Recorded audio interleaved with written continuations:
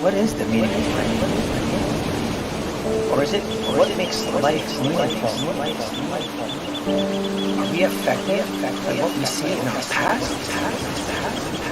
Or by what we can't see in our future? Is anxiety or depression the cause? Or are they just the effects?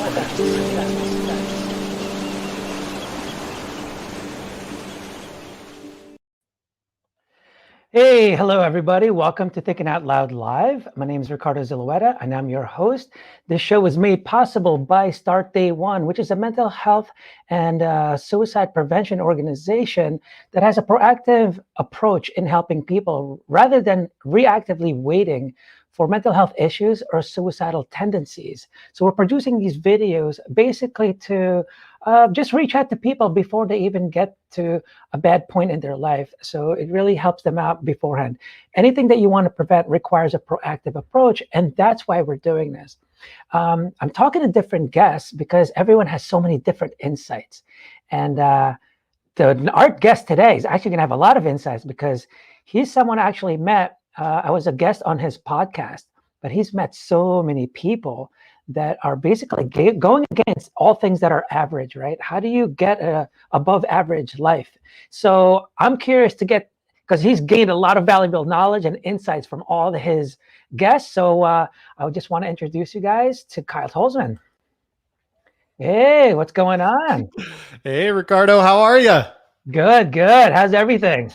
Oh, we're good. The sun is shining in Oregon right now, folks. It is just it's 60 degrees and sunny. I can't complain because it's been raining all damn week. Well, it looks like we are bi-coastal today, bi-coastal. So I always allow my guests to kind of introduce themselves. So if you could just give our audience like a quick background on, your story, where you're coming from and what you're doing today and what you're planning to do. Yeah, absolutely. How far back do you want me to go, Ricardo? Oh, I don't know. It's really up to you, just so we get a sense of who you are, man. Yeah, for sure. I think the easiest place to start is kind of post high school.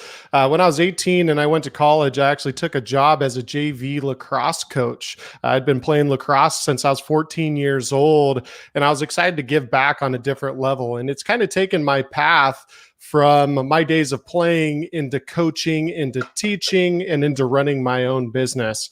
The biggest thing that kind of inspired me in the last year is the craziness with COVID. I was a high school business teacher. I was sitting in my classroom, and it was March, and an email comes across, and it's the superintendent of the school district.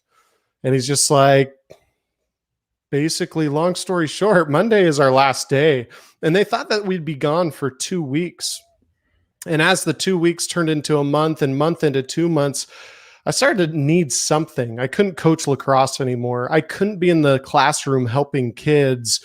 And I needed something so bad. And I always like helping people, right? Like I always like helping the kids. I always like helping on the field, in the classroom, wherever, even in my community.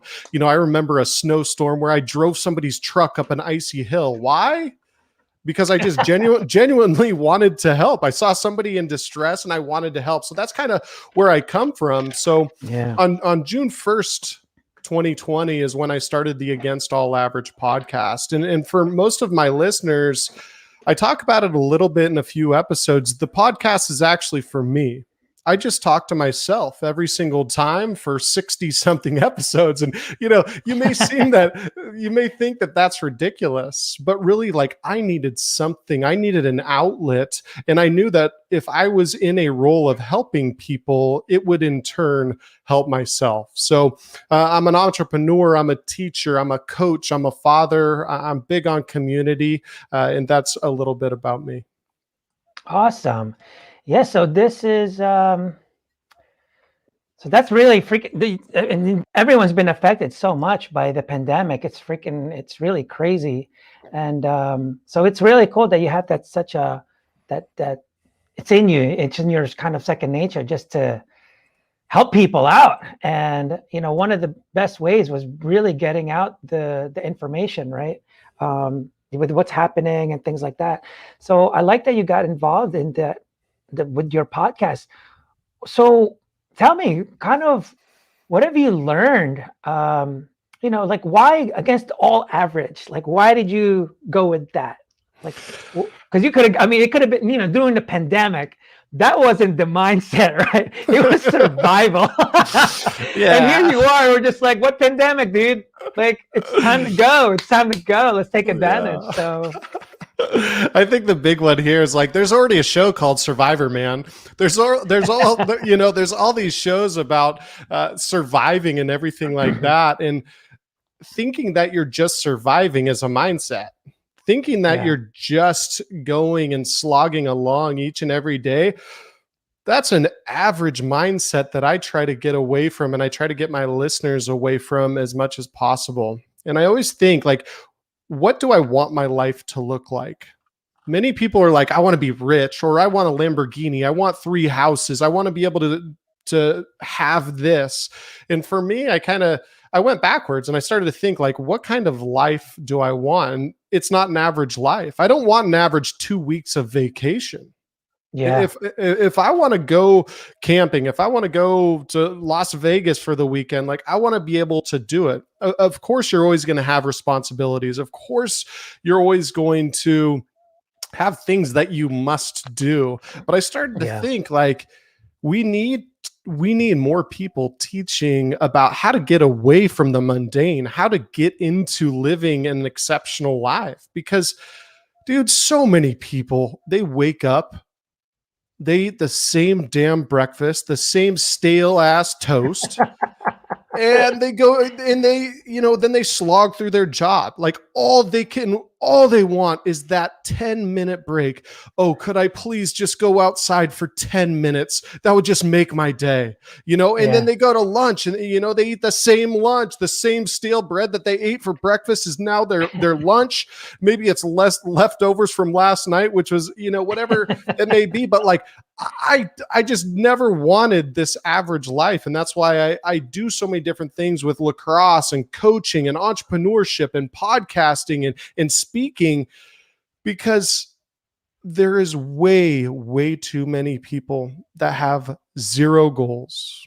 Yeah. 0 dreams, and they are just rowing that boat upriver each and every day, and they feel that there's no way out. So that's why I created the podcast. If you at least can't get it in your life, hopefully I can give you that hour escape to start dreaming, generating goals, thinking bigger, and figuring out what that means for you. Yeah.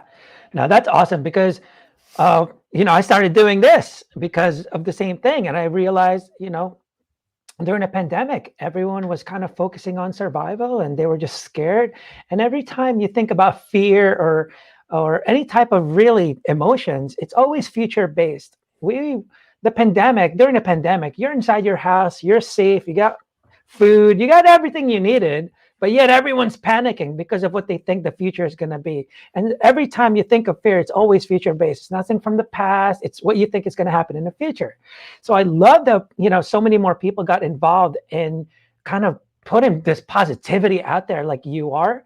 Because to me, during our podcast session with you, I was talked about, it's all about changing people's perspectives. And that's what you were kind of trying to do. Like you're hoping like, dude, this mundane thing. And right, like I've gone through the same thing talking to thousands of people that so many people are just fucking insane. Like they do the same exact things and complain about things they do nothing about, but they expect something so different to happen without doing anything else different. And it's funny. So you're here going like, here, maybe I'll give you some tips from people I've interviewed on maybe what you can do to make yourself a better life. Has there been anything that you've learned from people that you've talked to that you've kind of applied something already that you're like, whoa, that was awesome? It was, the biggest thing that I hear and the difference between some of my best guests that I feel have the strongest mindset. And we're not talking when we talk about being positive and having positive mindset, like we all have our ups and downs. Like don't think for a second that because I have a podcast called Against All Average, I don't have downtimes. I don't have days that suck. Like I don't, there's days that I get punched repeatedly in the face time and time and time again. But the difference between myself and what I'm trying to become, like I am not yet against all average. I'm becoming each and every day more resilient and further away from average. Some people, as they get older, they start becoming more average, more comfortable. There's an imprint in their recliner.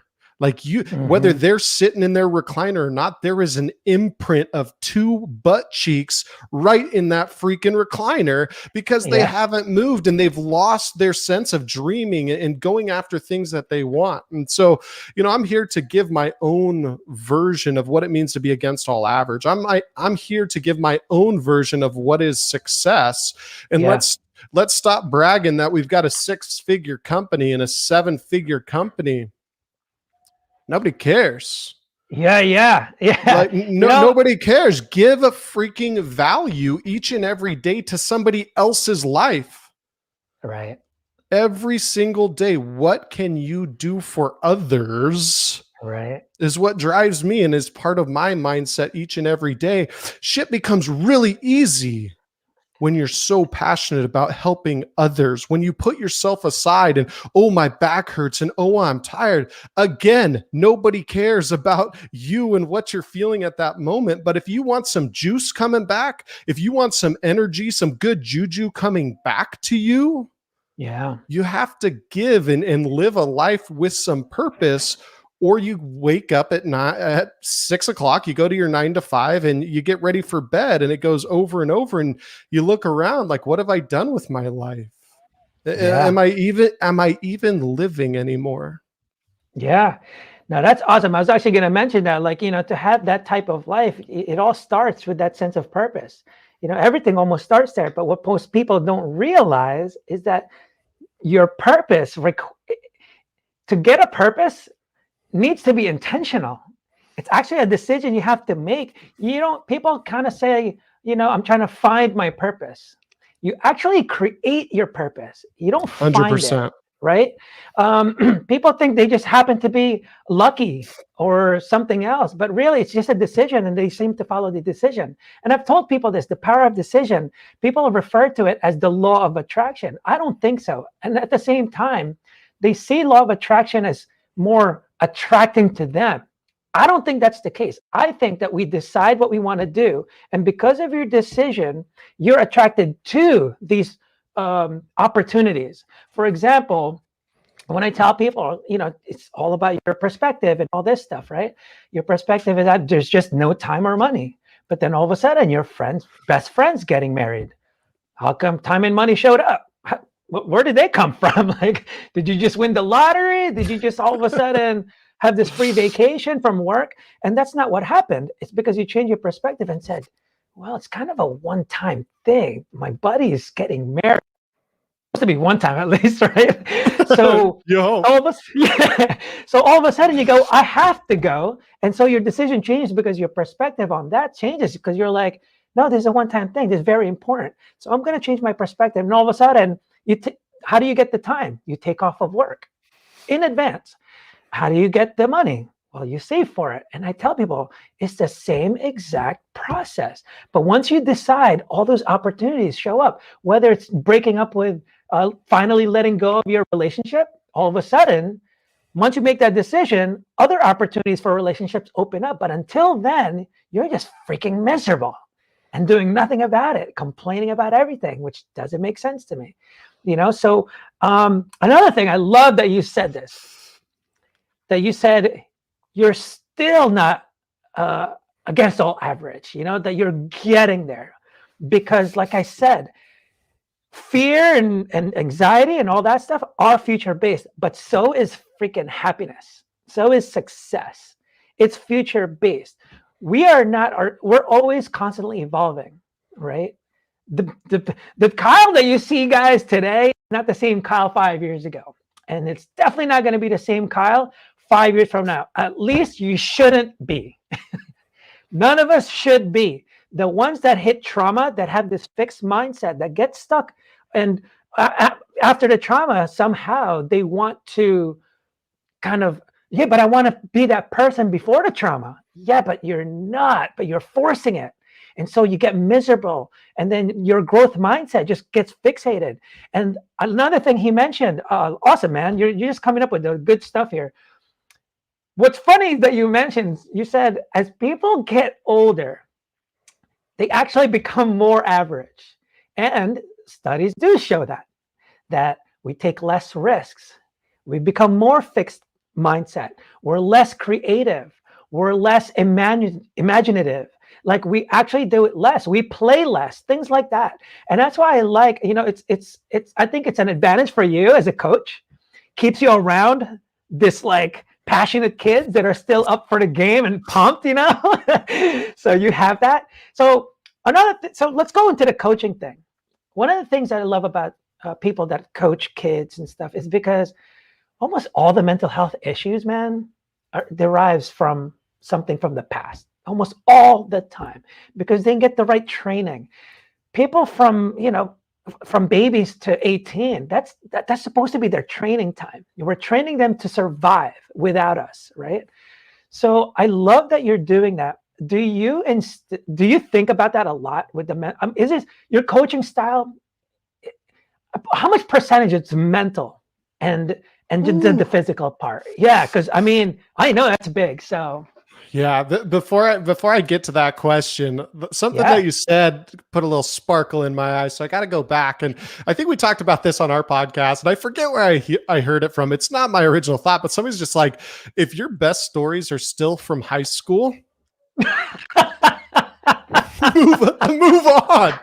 Like, move on. Like, what are you doing? You're just like, man, when I was 16, I was 6 foot 180 and jacked. And all the girls were always calling me. It's just like, you're 42. Like, is that your best story? Like, have you not grown? Have you not moved on? Like, what is the new you? Like, why are we still talking about you at 16? So I had to go there. That's just like, it fires me up when people start, because sometimes I don't see my high school buddies for, a year, and I go back and the stories are the same. And that's when I know, okay, I should probably spend some time, finding some new stories. But what you're talking about with mental health is, I've been a teacher. This is my 11th year teaching in the high schools and middle schools. I've gone everywhere from 6th grade all the way to 12th grade.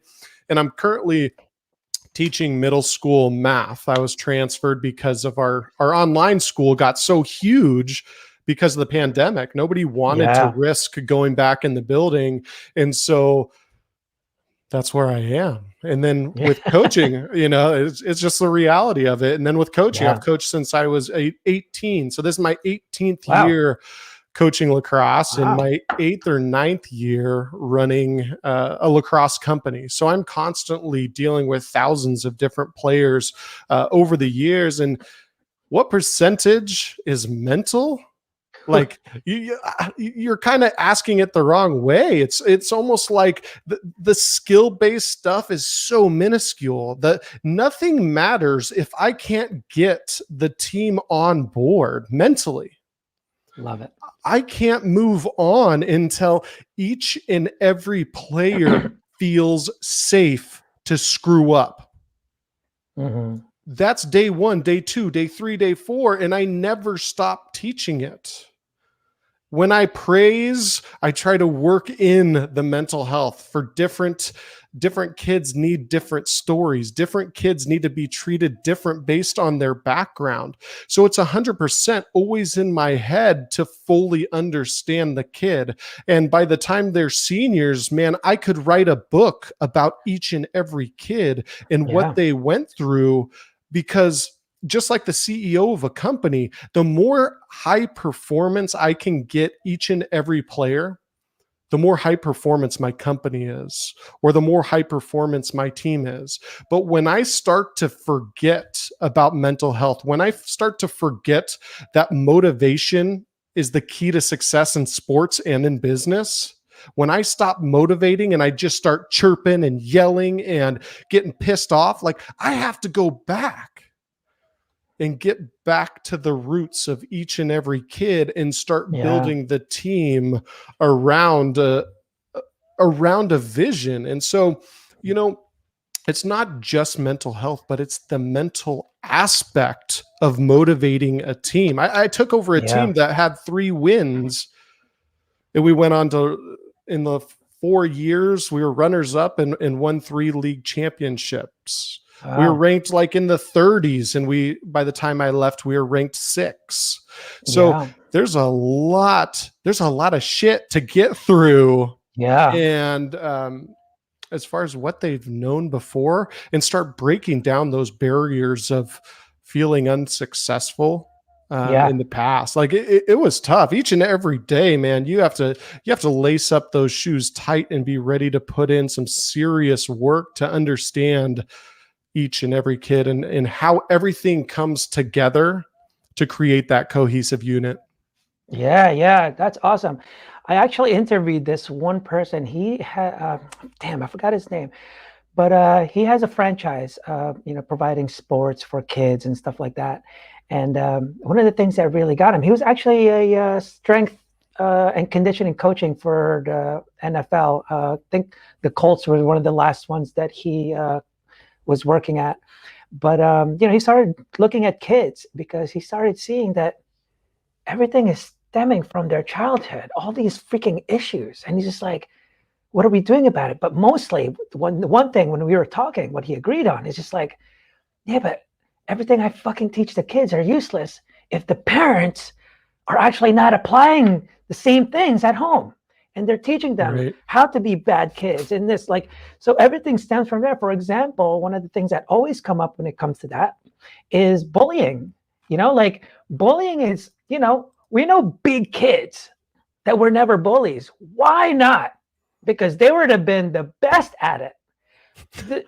So we have to look at like, what are causing these bullies? A lot of times it's because there's things going on at home, whether their parents are fighting or they're just being neglected. It's kind of like, I always try to tell people, like, I tell them about my puppy theories. I'm like, we're just puppies. We become who we're, brought up to be, kind of thing. But it's not so much nurture versus nature. I tell people it's how do you nurture that nature? Because there's some kids that are hyper as fuck. There's some that are just like all about the books. Well, how do you nurture that? How do you nurture this? There's no one formula. I'm pretty sure with coaching, it's the same exact thing. I know in wrestling, everyone had different styles because we all had different body shapes. You can't teach me the same freaking move. Like, this dude is so lanky, he's not going to be a thrower. Like, he's not going to throw anyone, He's going to be riding all day long. Right, exactly. But then you got these short, stocky ones, like, he might throw you because he's solid, right? Yep. So everyone requires it. I'm sure in every sport it's that way because we're all built differently. How do you kind of, how do you separate what's exclusive to each one and also what you give them generally? Like, does everyone kind of have a set thing, and then do you go like, oh, this one's going to need some more work? Like, how do you kind of work with that? Yeah, it's just hours and hours in the film room of analyzing tendencies, whether it's the opposing team or it's my team, but everybody will get a general skill set. But then you've got some kid that can shoot 100 miles an hour. It's like, okay, give this kid, let's set all this up. Here's our shooter, he shoots accurately at 100. And then there's some kids where this is a tough one for me. There's some kids like, buddy, I only want you really to shoot once a game. Like your accuracy is not there. So how do we treat, and this sort of goes into the bullying concept, like how do I as a coach treat a player that is trying to get away from whatever level they were at? They're really trying and they're going forward and they're having some success, but maybe they're 9 out of 10 times they don't hit the cage, or 9 times out of 10 the goalie saves it. It goes the other way for a goal. So with some kids, it's just like you're pumping them up. Oh, you're a shooter today, bud. You're a shooter today. You feeling good? Massage the shoulders. Let's go. And then some kid is just like, I'm talking very technically about what happens when the goalie saves it and the other team scores. So you have to, in the classroom and on the field and in this world, you have to treat everybody differently. Yeah. Based on what you know deep down about them. I can yell at some kids and get in their face. Other kids, if I do that, they'll either A, get in the tank, or B, just start screaming back directly at me. Oh, wow. And that's based on their past, right? That's Yeah. based on how Yeah. they grew up, where they grew up, That's right. what was the culture like in their home. And just because I grew up a certain way, just because my household operates a certain way, doesn't mean my kids operate in the same way. I only have my current perspective until I start to not break down, but begin to fully understand other individuals from all different backgrounds. I only have my perspective. Yeah. You know, it's funny sometimes. And what's funny too, though, as a coach, there's really not much that we're doing to them, right? It's what they're doing for themselves almost all the time. And that's why I love the idea of getting kids into sports. It teaches so many valuable lessons. I mean, so much that to the point that you become a father figure to all these kids, right? Especially when they don't have that at home, especially that, Right. because they don't know who to follow, right? And so that's, I think, to me, it's like one of the most valuable things you can do for your kids is to get them involved into sports. They, well, at least I was just gonna say, like they learn to about loss, but I'm like, now when you give everyone a freaking trophy. So that's the one thing I don't like about that. Oh, we're going to go Because- on a different tangent on that. Yeah. We're about to make a little skid turn.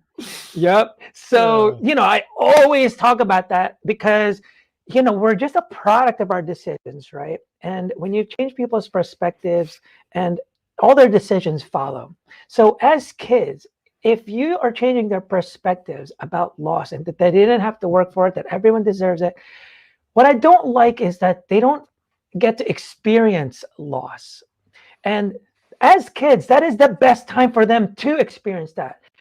I believe that that's what's kind of pushing the higher suicide rates now, because when they're 18 and they break up with their girlfriend, dude, even suffering from a lot of loss, a breakup sucks, right? But now this is the first time this person is feeling that much of a loss. Well, he's not going to know how to cope with it. He doesn't know how to deal with it. In sports, it's probably one of the best teachers of that, because especially because, you can't learn unless you're like, it's impossible. That's why it's better to get your ass kicked and then kick the next person's ass, right? It's like, you don't want to go against teams that are weaker than you every time. And then who do you think, how's it going to work when you go against the best of the best? Yeah, you're going to get your ass beat. Definitely. So the only way to learn, if I saw this thing, is basically if you can't fail, you can't learn, because that means you know everything already. If you fail, that's when you go, what the, why did that happen? How did that go about? So right. I'm curious as a coach, because I don't know if that's being instilled in every school. What are your thoughts on that? Like, not rewarding everyone and basically keeping everyone, this whole thing about equal, I'm not getting it. It takes away competition. What are your thoughts on it? I'm curious. I think it has its role at an early age of getting kids excited. I think, not everybody needs a trophy, but I don't know, giving out suckers to 5-year-olds for playing soccer at the end of the year is not going to ruin the world. It's not going to ruin the mindset of kids. Like, my 5-year-old doesn't give two shits about the competition. She's just trying to figure out how to kick a soccer ball. Like, she's just trying to learn how to interact. She's trying to figure out, how do you interact with boys and girls in soccer? And when you get knocked down, how do you do? And at the end, they're just like, hey, thanks for hanging out.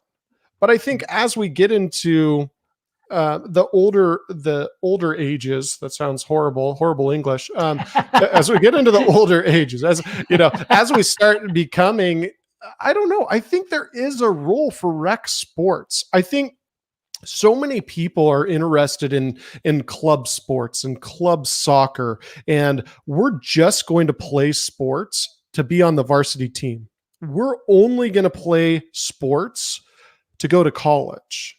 Like, my body is wrecked from playing college sports. Yeah. As I stand here, like, my right leg is shooting with pain.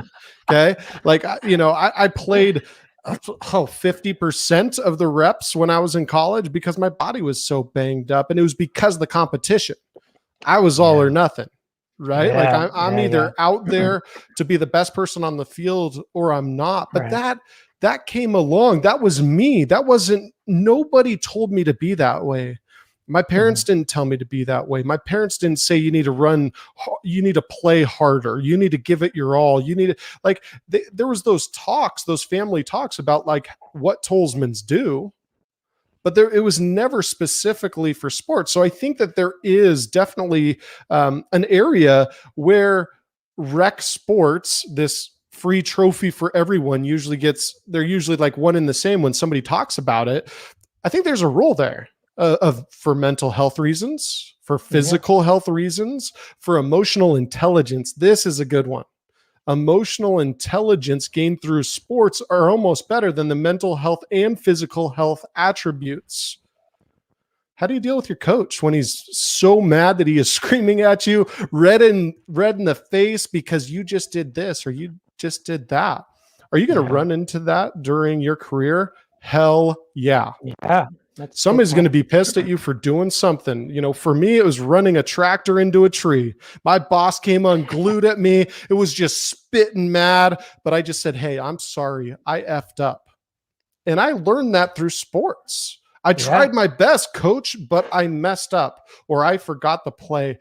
I'm sorry. Let's try to make that right. So I think the key to sports that a lot of people miss, and I think people want to argue about trophies because everybody on the internet wants to argue about everybody getting a trophy, right? But Yeah. what I Yeah. think there's so much to sports is being able to become emotionally intelligent, work on your physical and mental health, far supersedes the competition aspect of it and getting the mental toughness of the winner take all attitude.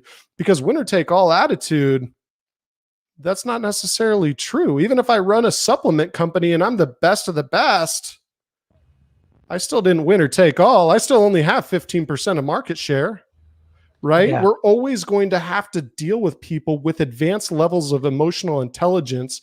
And I think we don't talk about emotional intelligence enough when they talk about taking sports away, or that we can't play sports because of COVID, or we're not going to find any way to get these kids on the field. And sadly, you have kids that are in extreme levels of anxiety, depression, and sadly, some of them have ended their own life because Yeah. they didn't have what they always had. They didn't have that support system. That coaching staff was for dads for them or for moms for them, which Mhm. really built them. So I think there's so many levels to sports. We could go on and on about Yeah. this, Yeah. but mental health, physical health, emotional intelligence, top 3 gains of playing sports.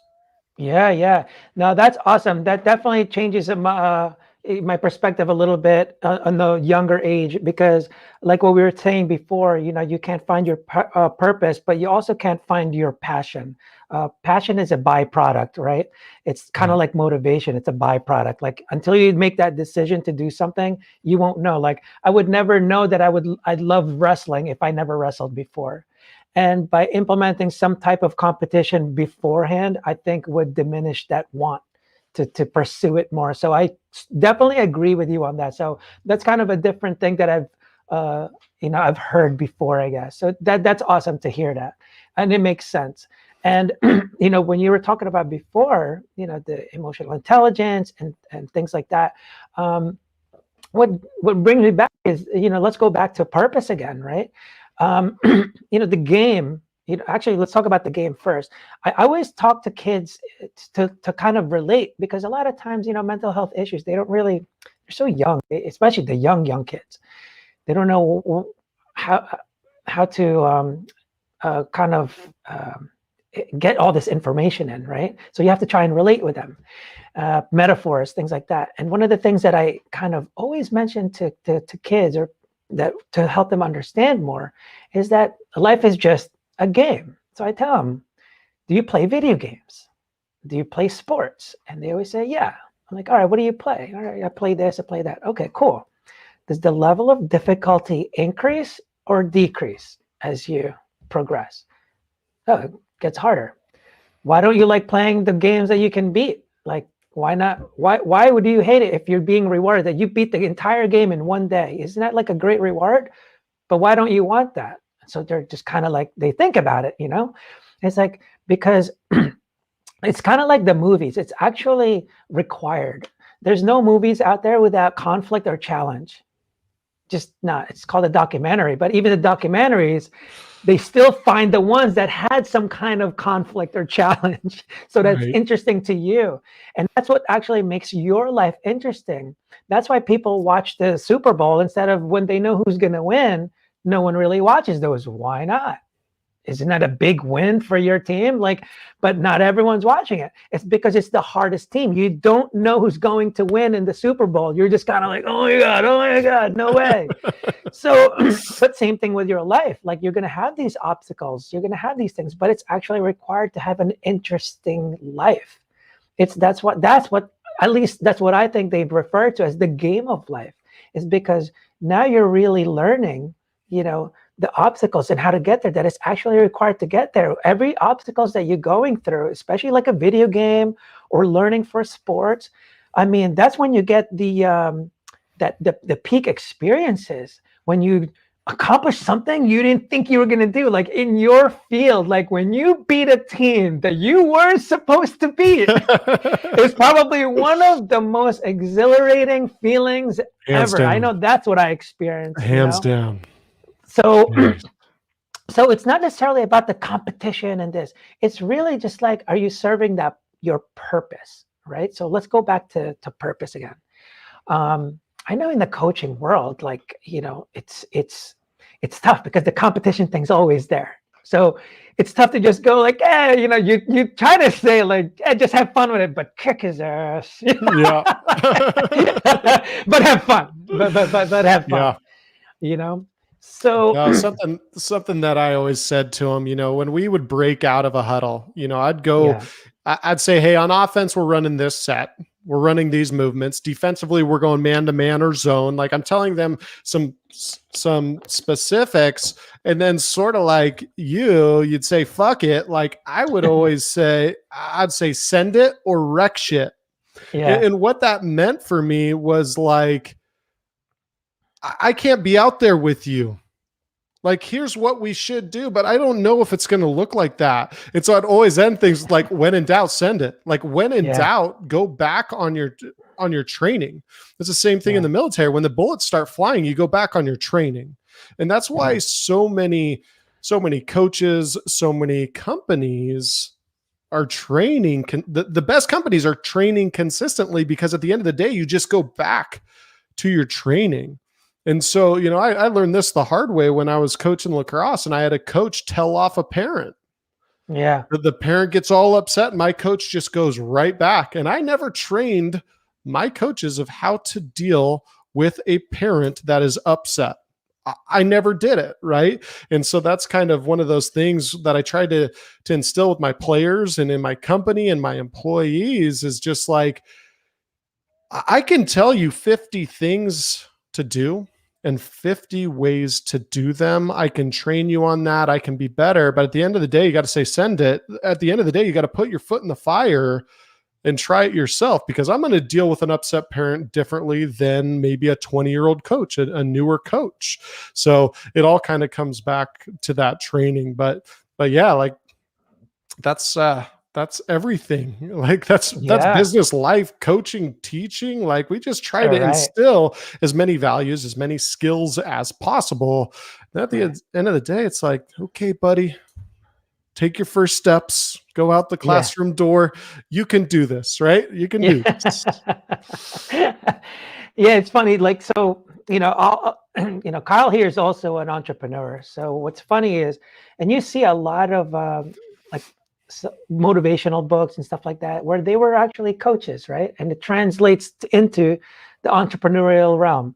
And it all makes sense though, because there's so many things that you can pull from the entrepreneurship into mental health, into sports at the same time. One of the examples I mentioned, kind of like you were saying, like, you're still not against all average now. Like I'm still, right? And in startup world, that's the mindset from the freaking beginning.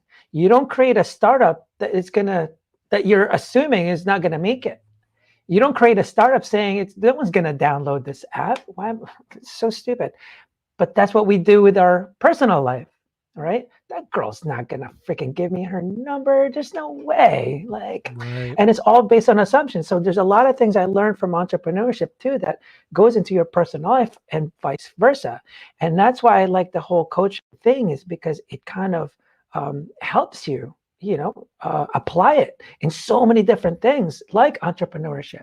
What are some of like obvious things that you did, starting your company, growing your company, that you applied, that you learned from coaching? Yeah, I mean, I'll weave it in. I started Awestruck Lacrosse in my garage in the summer of 2012. And why did I start in the garage? I don't know. There was an office upstairs. Like, this isn't as cool of a story as you guys thought. But like, I liked the grittiness of that. Like, I liked putting a desk out there and sitting in the garage, and I had everything around. Like, that was like my zone. And I started getting the website up. I started contacting the different coaches and saying, hey, I'm doing this. What do you need? Like, simply, like, what do you need? And so I started going back to the connections that I made when I was 14 years old playing lacrosse. And I just contacted all those coaches. They knew me from when I was just a wily little guy with a hockey helmet on and some Goodwill pads. Everything was all broken down, but like, I didn't care. I was having the time of my life. And so as I started building the company, I just realized that, like, I don't really have to be a business person. I don't have to fit in this box of being a businessman. I can be myself. Being myself is just fine. I pick up the phone. I talk to people as though I would always talk to them. And I would treat everybody with dignity and respect. And funny thing is, when you truly try to help people, if you truly are on a mission to create good in this world, I was just trying to get lacrosse players better in my area. There wasn't enough coaching resources in my area, and I truly wanted to just help. And when you do that, and when you start to make that decision, day one of that decision, and you're going to do it, not like, I sort of want a haircut today. Or like, I think I'm gonna drink water today. Like, it's not like I think. Like, when you decide, when you separate yourself from old and pursue new, the world starts working for you.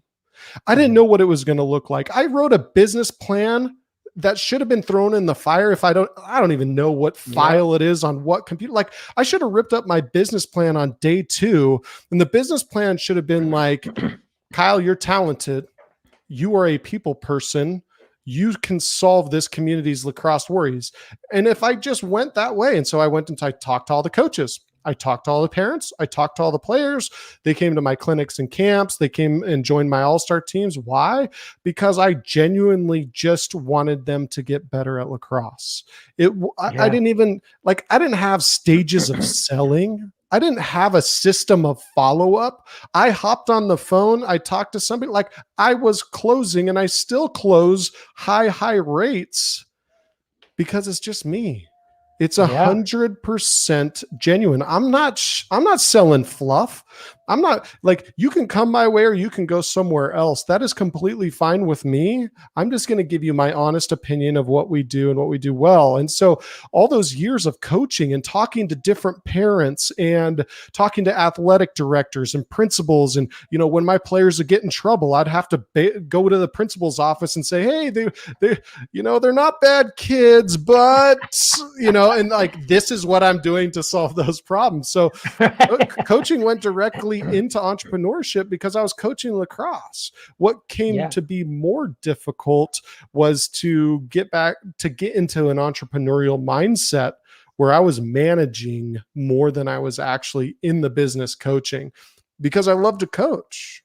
And so that's something I battle with today, but I just hop on the field today and just coach. So coaching to entrepreneurship, you're dealing with people. And if you have a way of dealing with people with dignity and respect and always putting yourself in their shoes, like I'll tell them other options. I will tell them other options that are not mine, just out of 100% respect for their time and what will help that kid. And if my option is not the best, I will hand off that business to somebody else without a referral, without even talking about it. And time again, I know that there's enough business to go around for folks.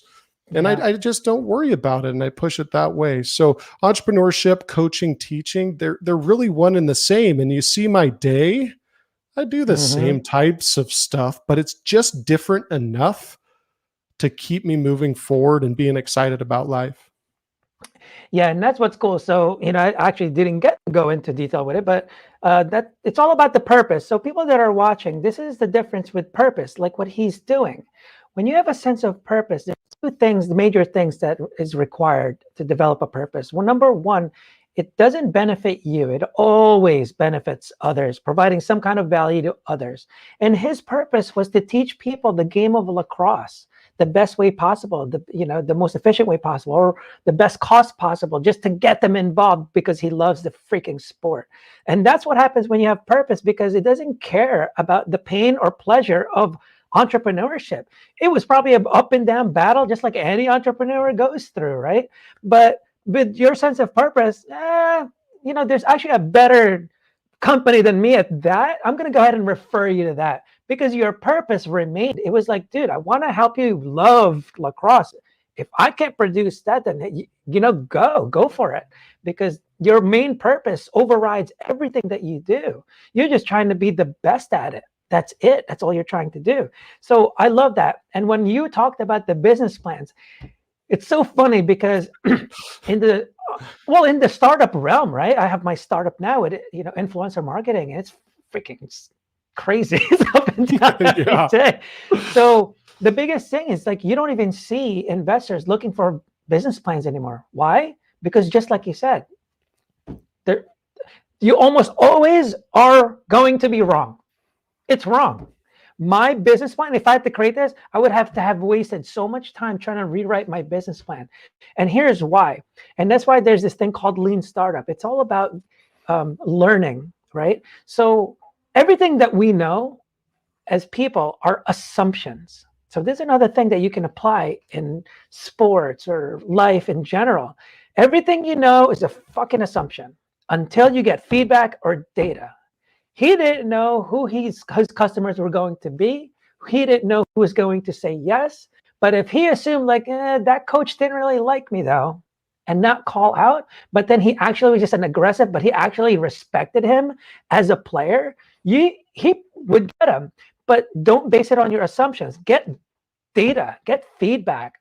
It's the same thing when I said before, like, is that girl really going to give me her number? I don't know. Why don't you get some fucking feedback or data on that? Because what you just told me was an assumption. Basically, you're assuming you're going to be a loser, that you're this, that you'll never get a girl like that. That is an assumption. And so those are things that you can really put into place. And as an entrepreneur, to me, the definition of an entrepreneur is really just a purpose-driven person that solves problems. You just happen to, the money is the byproduct of it. But he's solving the problems. Like, how do I get more people involved in lacrosse? How are they going to know to love it if they've never played it? So he's doing everything he can that would kind of get people involved. And that's what's awesome when you have this purpose. Everything derives from that. And again, we have to go back to this. For people, they're like, oh, I don't know what my purpose is. Sit down. Like, sit down. How can you help people? Period. What can you do that can help people that you're really good at? And sometimes you might not even be good at it. You might just see a problem like, dude, every time this freaking old lady is always going out there and no one delivers the food for her and stuff. Like, you know what? I'm going to start delivering food for her. And then now you're DoorDash, right? Now you're delivering food to everyone in the world because it's the same purpose, right? And that's what happens. That's why a mission is so important for your businesses, because a mission is basically just a business purpose. That's all. This purpose and mission are the same thing. It's never a verb. I mean, it's never a noun. That's what I was going to go before. It has to benefit others, and it has to be a verb. It can't be a noun. Facebook didn't say that they're going to be the best social network. Airbnb didn't say we're going to be the best ones where a platform to rent houses, or that's not their purpose. Their purpose is for Facebook is to connect people around the world. That's never ending. That never ends. That's what Simon Sinek refers to as that infinite mindset. Because like I said before, the Kyle today is not the same as 5 years ago. And the Kyle today is not going to be 5 years from now, because his future self is here. This is who he's trying to be. When he gets here, guess who he's trying to be? This one. Well, when he gets here, guess who he's trying to be? This one. That's what he's really referring to as the infinite mindset. It has to be something that keeps going. And that's what purpose does. Purpose doesn't end. Airbnb, like I said, it's not to be the best marketplace to sell, rent your home. It's to help people belong. That's forever. That's their mission, is to help people belong. And so now they have experiences. What the hell does experiences have to do with, giving your, renting your house out, right? But because of like the sense of belonging, their purpose was like, yeah, but it's such a different feeling. When these guys started out, they were just sleeping on couches. They invited people to sleep on their couch, and they loved the experience because they introduced them to the town. They were hanging out with them, got stories, and they're like, dude, that was sick. That was an awesome experience. Let's give that same experience to everyone else. And so that's what that does. And so I love everything that, kind of you're applying. Tell me one thing, or at least like one of the guests that you've had on your podcast, against all average, obviously excluding me, that had like a real freaking impact on you. Man, it's just I can't even think of just one. I'm trying to think of this one guest. Yeah. One of the ones that I liked the best, I forget what episode it was, but it's Tony Watley. And Tony started a company, a forum, basically. It was called LS1 Tech. It was all about Chevrolet motors. He's a big gearhead. Like if you see him on Instagram at Tony Watley, you'll see the gear. His company's called 365 Driven. Great dude. But like, it's not one thing, it's everything. It's not one thing that he said, it's everything from the time that he comes on to the meeting, how he interacts with great, just like understanding of how to interact. His studio's set up, his mic's ready, his headphones are on. Like everything is ready to roll. And then he just drops fire and leaves. like nothing happened. Like, fellas, that was awesome. Thank you so much. Let me know if I can do anything for you guys. Like, I'm out of here. There's another, there's others that are authors, or, I just interviewed a woman with PTSD that has rescue dogs that helps her get through the strong emotions of PTSD, and the rescue dogs rescued her.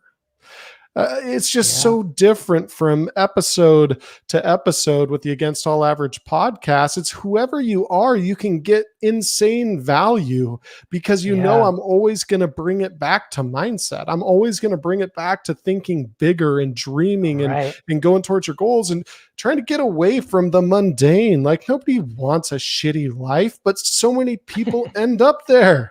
Like, how many people would walk and say like, hey, Ricardo, like I would love to live a life where I like going to work once a year.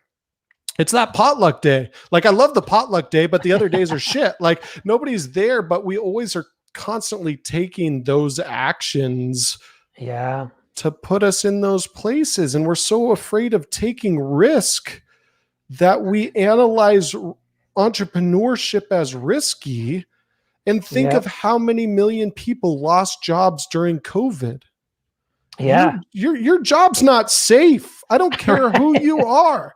Like, like you can be as brilliant as you want. You can be out the door. There was a hockey ref that said something into his microphone the other night about a makeup call. Right.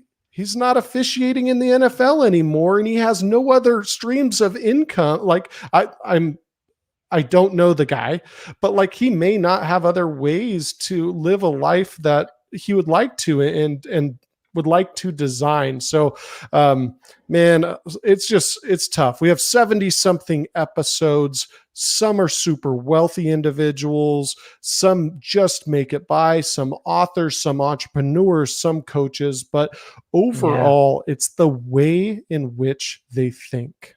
It is the way in which they think each and every day.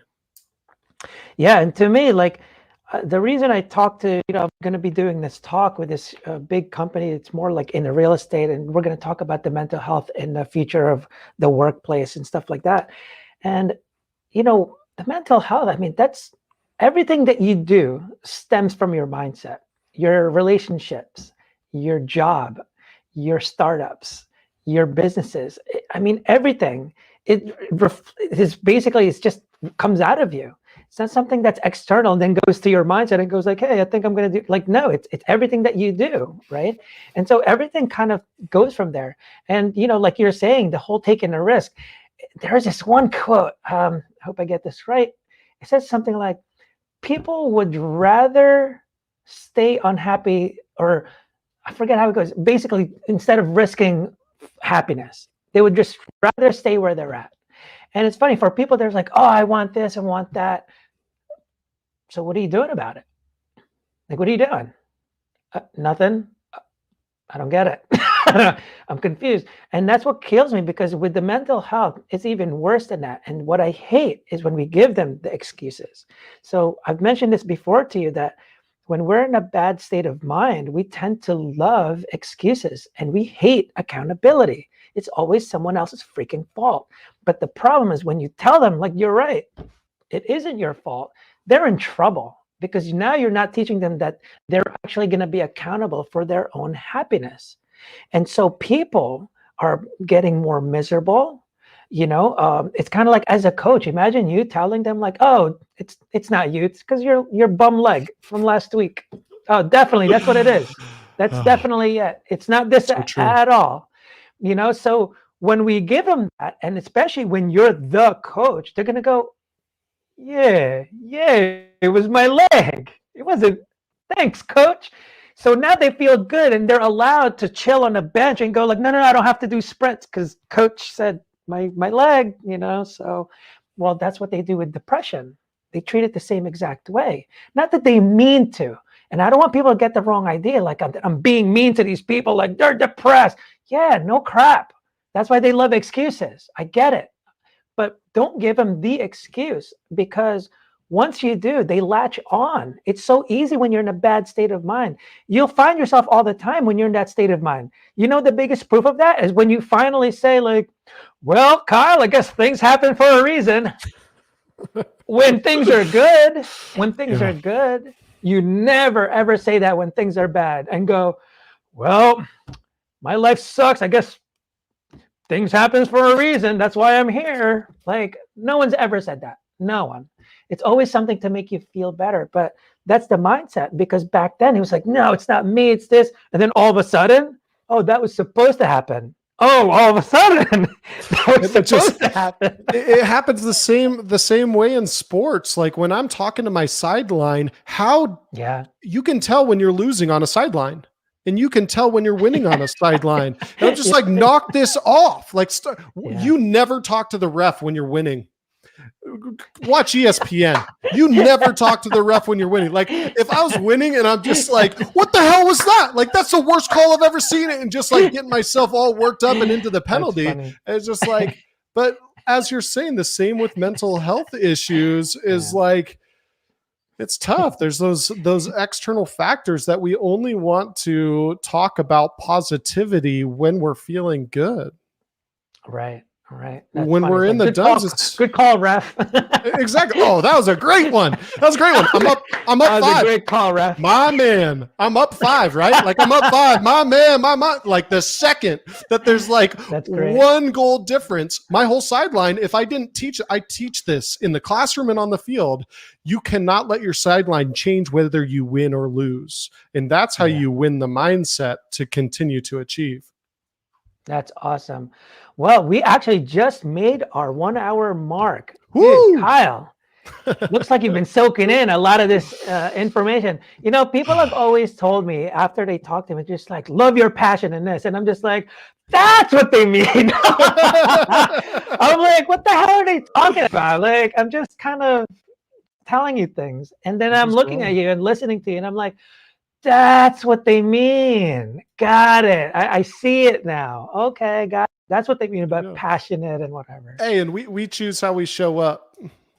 Okay. Yeah, sure. You know, I'm low on sleep, my back hurts, and I've been ripping out carpet all day. we choose how we show up. That's right. That's right. I hear that. But hey, thank you so much for taking the time and, you know, speaking to our audience. And I really hope that we've changed some people's perspectives in, you know, different aspects of mental health, and that, you know, that the mindset, it really just stems from me. I love that you're pushing accountability. Like, it's up to you, man. It's up to you. It's up to you. It's up to you. And that's probably because of your coaching background. You know, like, you're already used to this. It's just that you just got to coach yourself, I guess. I can't put any more weight on my shoulders, kids. It's your turn. All right. Well, until next time, everyone, if you need to get in touch with him, go to againstallaverage.com. And I believe all your social media is on there also. So you can check that out. He's got a bunch of podcasts that are on there. It looks like he's getting all interesting people from all aspects of, you know, just really life and if you want to hear average. Yeah, if you want to hear somebody rock the mic, check out episode with Jim McCarthy, the voiceover genius. Really? he's awesome. Check that out, Jim McCarthy. It was an awesome episode. That's so cool.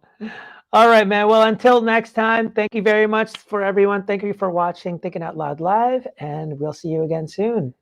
I'll talk to you.